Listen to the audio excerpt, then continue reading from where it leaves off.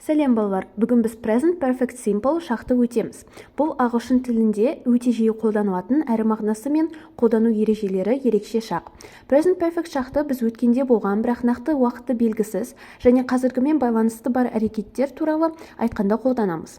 Мысалы, I have finished my homework. Мен үй тапсырмамды бітірдім. Бірақ біз қашан бітіргенімізді айтпаймыз. Тек нәтиже маңызды. Қазір ол дайын. Құрылма өте қарапайым.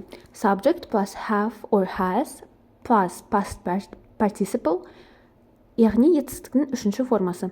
Мысалдар, I have eaten, мен тамақтандым. She has gone home, ол үйге кетті. Есіңде болсын. I, you, we, they. Бірге have. He, she, it бірге has қолданылады. Жағымды сөйлемдерде жай ғана have or has plus verb 3 қолданылады, яғни participle. I have cleaned my room. Мен бөлмемді тазаладым. He has started his project. Ол жобасын бастады.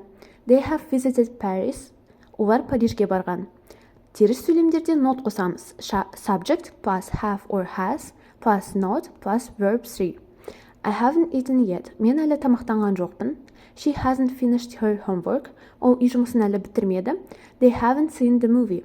Олар бұл фильмді көрмеген. Сұраулы сөйлемдерде have or has сөйлемнің басына келеді. Have you done your homework? Сен үй тапсырмаңды орындадың ба? Has he arrived yet? Ол келіп үлгерді ме? Have they left? Олар кетті ме? Енді бүгінгі негізгі фокусымыз just, already, yet. Just жақында жаңа ғана болған әрекетті білдіреді, тек жағымды сөйлемдерде қолданылады.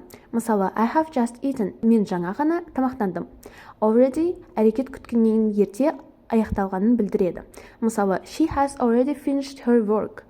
Ол жұмысын әлде қашан бітіріп қойды. Yet әлі деген мағынада. Тек сұраулы және теріс сөйлемдерде қолданылады. Мысалы, have you done your homework yet? Сен үй жұмысын орындадың ба?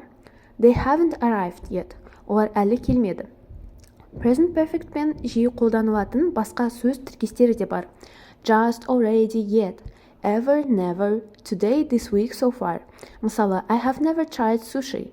Мен ешқашан суши жеп көрген емеспін. Кішкентай жаттығу жасап көрейік. Сөйлемдердегі бос орынды just, already немесе yet сөздермен толтырыңдар.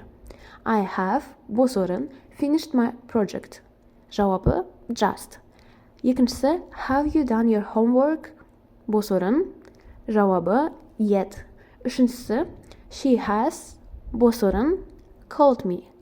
Жауабы already. Төртіншісі, they haven't eaten, бос орын. Жауабы yet. Бесіншісі, he has, бос орын, left the house. Жауабы just. Жарайсыңдар балалар, бүгін біз present perfect шақты және just, already, yet сөздерінің қалай қолданылатынын үйрендік. Бұл шақты қолдану арқылы сендер өткен мен қазіргі уақытты байланыстырып, өте нақты және табиғи сөйлемдер құрастыра аласыңдар. Келесі сабақта кездескенше сау болыңдар.